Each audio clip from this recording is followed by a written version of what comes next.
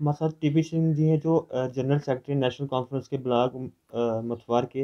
इनसे बातचीत करेंगे जो ग्राउंड का मसला था, जो एलिगेशन लगाए गए थे, जो वहाँ पे कहा गया था, जो ब्लॉक प्रेसिडेंट थे वहाँ के कालिदास वर्मा जी, जो भाजपा के ब्लॉक प्रेसिडेंट हैं, उनकी तरफ से एलिगेशन लगाए गए थे। वो जो वहाँ का जो यूथ था उन पे एलिगेशन लगाया गया था कि कहा गया था कि आपने कुछ पार्टियों से पैसे लेकर जो ये मुद्दा उठा रहे हो, उसके बाद जो मीडिया पे भी जो ब्लेम लगाए गए।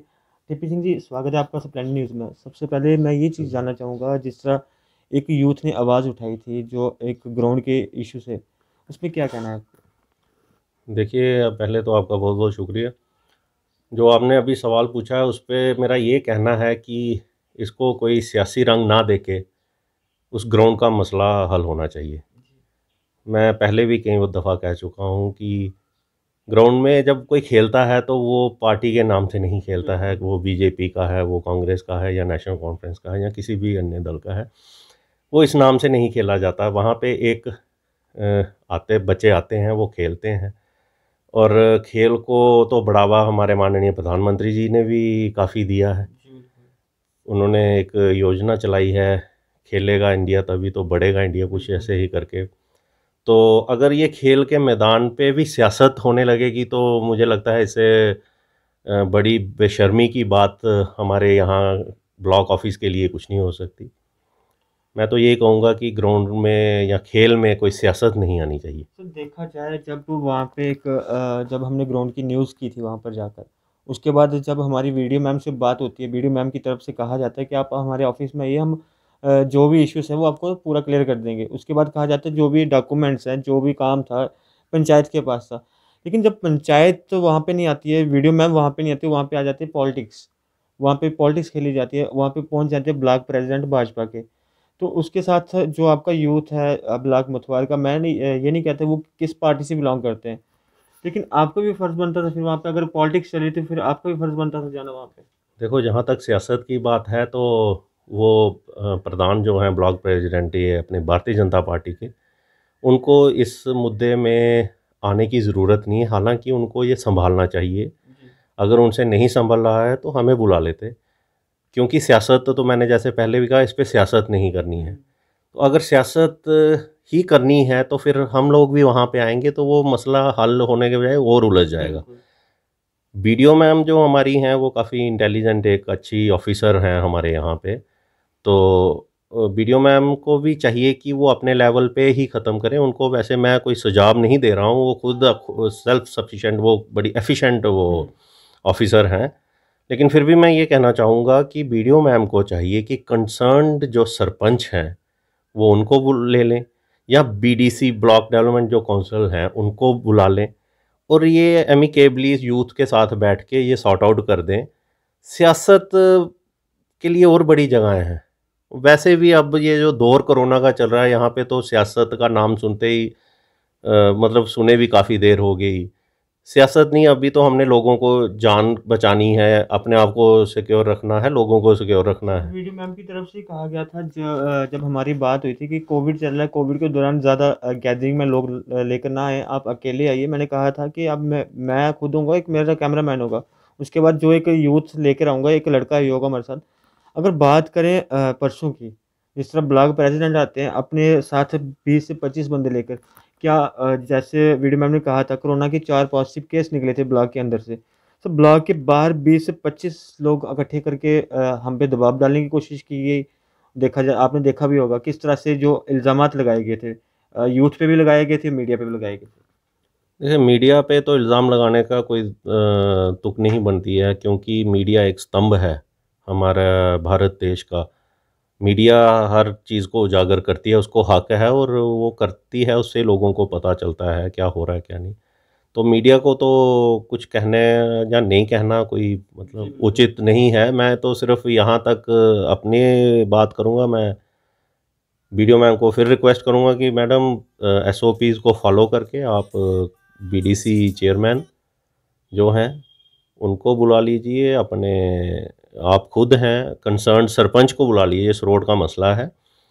तो अगर सियासत करवानी है तो भाजपा वाले अगर 25 लोगों को लेके आएंगे तो हम 250 लोगों को लेके आ जाएंगे। जी। मैं उस पे जाना नहीं चाहता, मैं बता रहा हूँ जी बिल्कुल, बिल्कुल। कि ये एमिकेबली मीडिया को बुला लें, 4-5 को, उनको भी आप एसओपी के तहत बिठाएं। आप तीनों का जो बीडीसी हैं जो, उनको बुला लें, सरपंच को बुला लें और खुद बैठ जाएं। और मेरे को मुबारक देता हूं कि ये तीनों ही हमारी लेडीज़ हैं। सरपंच सरोट जो हैं वो भी लेडी हैं, हमारी वीडियो मैम जो वो भी लेडी हैं, और जो हमारी चेयर बीडीसी हैं वो भी लेडीज़ हैं। ये तीनों बैठ के कोई मशवरा करके कोई हल इसका निकाल लें और मीडिया को बता दें, जिससे सबको संतुष्टि हो जाए। तो बाकी मतलब आप वहाँ पे बीजेपी वाले आ जाएं, कांग्रेस वाले आ जाएं, हम चले जाएं, वो कोई तुक बनती नहीं है। मैं चाहता नहीं कि इस माहौल में हमें ऐसे गैदरिंग करनी भी चाहिए, ये तो अपनी अपनी समझ की बात है। तो सर जिस तरह इल्ज़ाम लगाए कि पार्टियों पार्टियों की तरफ से पैसे देकर जो ये मेरे पे इल्ज़ाम जो ग्राउंड का मसला ये उठाया जा रहा है, सर ये इसमें क्या लगता है आपको कि जो पैसे लेकर यूथ बोली जा रहा है कि जो अपनी मांग मांग रहे हैं? नहीं, देखिए मैं आपको एक दो चीज़ें क्लियर कर देता हूँ। ये ना, ये इनकी बीजेपी वालों की बौखलाहट है। बौखलाहट उनकी इस बात से है कि यहाँ पे 10 साल हमारे एमएलए जो थे वो बीजेपी से थे, जो बाद में सांसद बने, और अब उनको वो सांसद एज आ एमपी भी दूसरा अपना टेन्योर लगा रहे हैं। तकरीबन 18-20 सालों से उनका यहाँ पे एक भी काम वो नहीं करवा पाए हैं। जो एक तरक्की की लहर हमारे एमएलए साहब देवेंद्र सिंह राणा जी के टाइम जो एक उन्होंने शुरुआत की, हालांकि उनको 3 ही साल मिले काम करने के लिए, उसके बाद असेंबली भंग हो गई, लेकिन फिर भी जिस हिसाब से उन्होंने इस इलाके को देखा, इस इलाके के लिए काम किया, और जितने भी किया, उससे ये बेसिकली बीजेपी वाले बुखला गए हैं। आप जब भी कोई तरक्की की कोई भी इधर बात करोगे, कहीं रुकी हुई तरक्की की, बीजेपी वाले यहाँ पे तरक्की तो करवा नहीं सकते हैं। जो हुई हैं तरक्की यहाँ पे हुई हैं, या कोई कुछ भी आप उसके बारे में जब बात करोगे, तो ये या तो आपको बोलेंगे कि आप नेशनल कॉन्फ्रेंस के हो, आप उनके चमचे हो, या फिर बोलेंगे आपने पैसे खाए हैं, और इनके पास कुछ नहीं है। तो मैं आपको एक रिक्वेस्ट भी करना चाहता हूँ कि इस बात को आप भूल जाएं, क्योंकि इनके पास सिर्फ 2 बातें हैं। एक तो इन्होंने काम कोई नहीं करना है, दूसरा इनको पता है कि मोदी जी के नाम से हमें वोट मिलते हैं। खुद तो ये नालायक हैं, ये कुछ कर नहीं सकते, जितना भी यूनिट है जम्मू का। सर देखा जाता है कि हमेशा इनकी तरफ से, चाहे वो मीडिया के थ्रू हो, चाहे पब्लिक के थ्रू हो, चाहे कोई भी हो, उनके कोई भी आवाज़ उठाने की कोशिश करता है, उनको दबाया जाता है। ये क्या मसला है इनका? ये मसला ये है कि जो नेशनल कॉन्फ्रेंस के हमारे यहाँ से देवेंद्र सिंह राणा जी जब एमएलए बने, उन्होंने एक सियासत का स्वरूप बदल दिया। आज तक कोई भी आपको ऐसा आदमी यहाँ पे नहीं मिलेगा इस कॉन्स्टिट्यूंसी में, चाहे वो उनके साथ ताल्लुक़ रखता है या नहीं रखता है, वो अलग बात है, वो चाहे बीजेपी की, लेकिन उनकी तारीफ़ ज़रूर करेगा। क्योंकि उस आदमी ने कहा था इलेक्शन से पहले, देवेंद्र सिंह राणा जी ने कहा था कि मैं आपके चरणों का दास बन के रहूँगा, मेरे दरवाजे आपके लिए 24 घंटे खुले रहेंगे।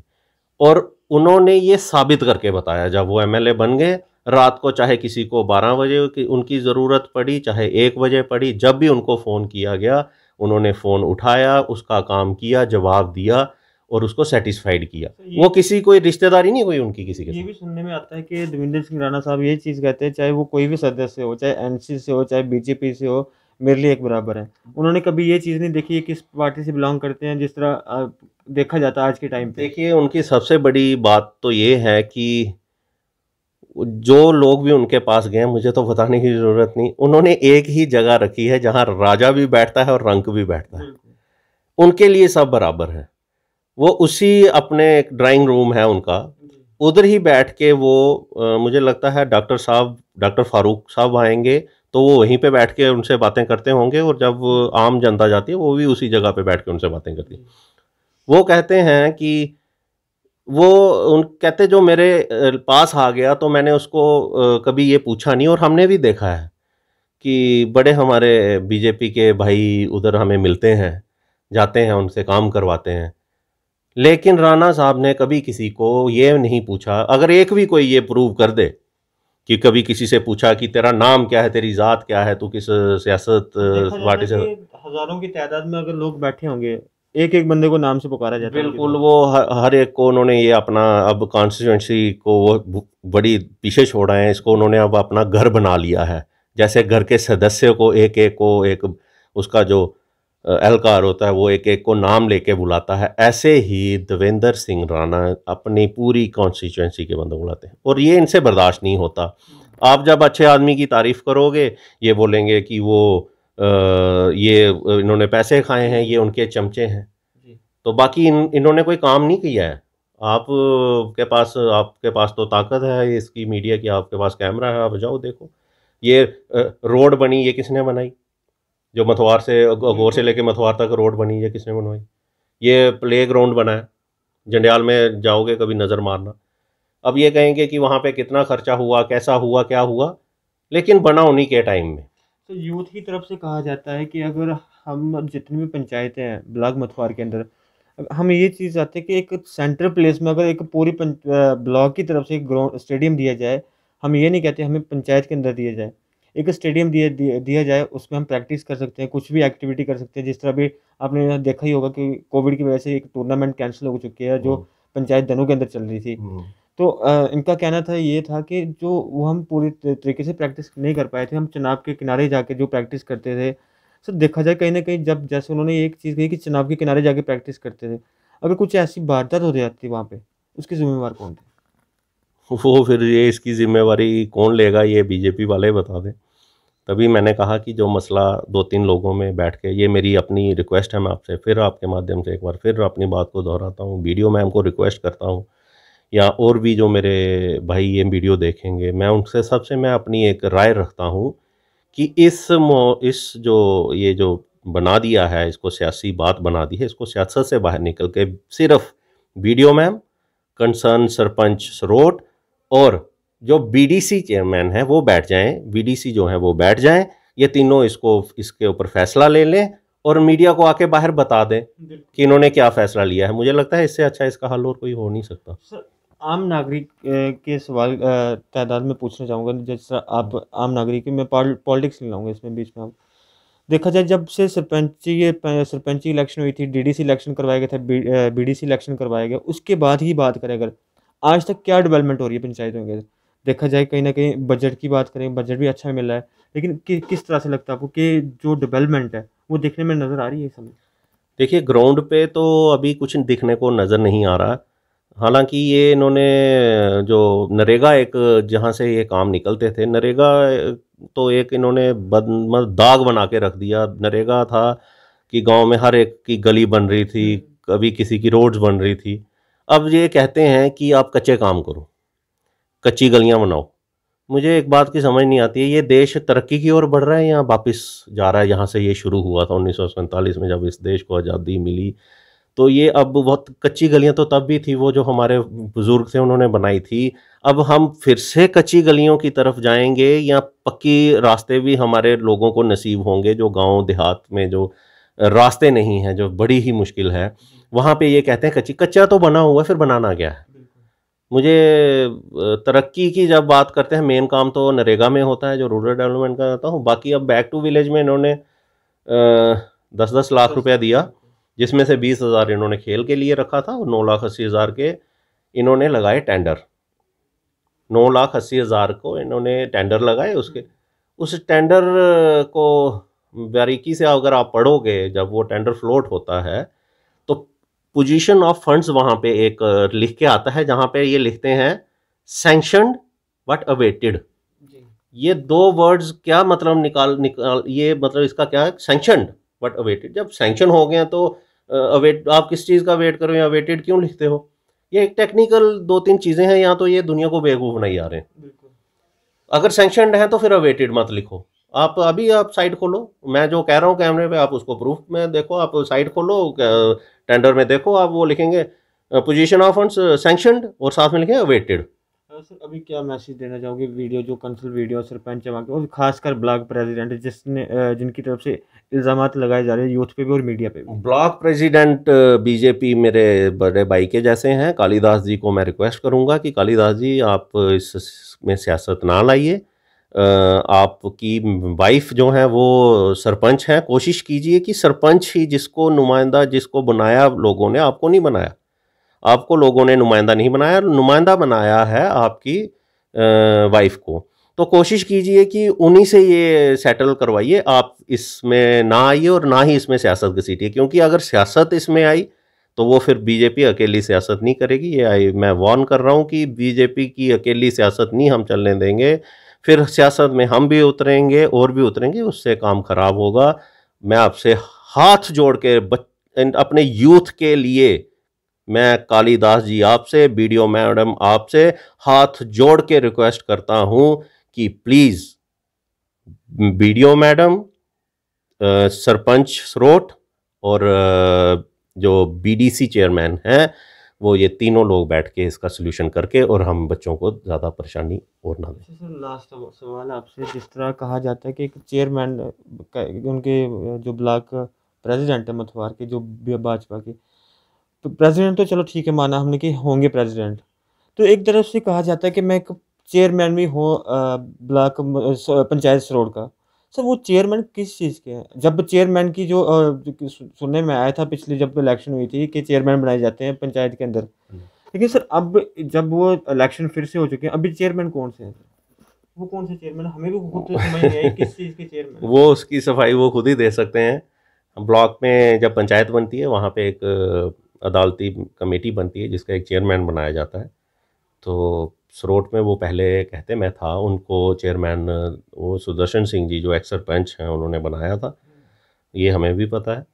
लेकिन आज चेयरमैन वो शायद नहीं है, वो ब्लॉक प्रेसिडेंट हैं भाजपा के यहाँ पे। तो वो एक पार्टी को मतलब कि वो करते हैं, संबोधन करते हैं। तो उनसे मैं यही रिक्वेस्ट करूंगा कि कालीदास जी प्लीज़ आप यहाँ पे सियासत को छोड़ के आम नागरिक की तरह, अगर उनको कोई मुश्किलात आती है हम आते हैं, इसको सेटल करने आते हैं, लेकिन सियासत छोड़ दीजिए। हम सब मिलके अपने लिए नहीं, मैं यहाँ से अगोर से उठ के वहाँ खेलने नहीं जाऊँगा।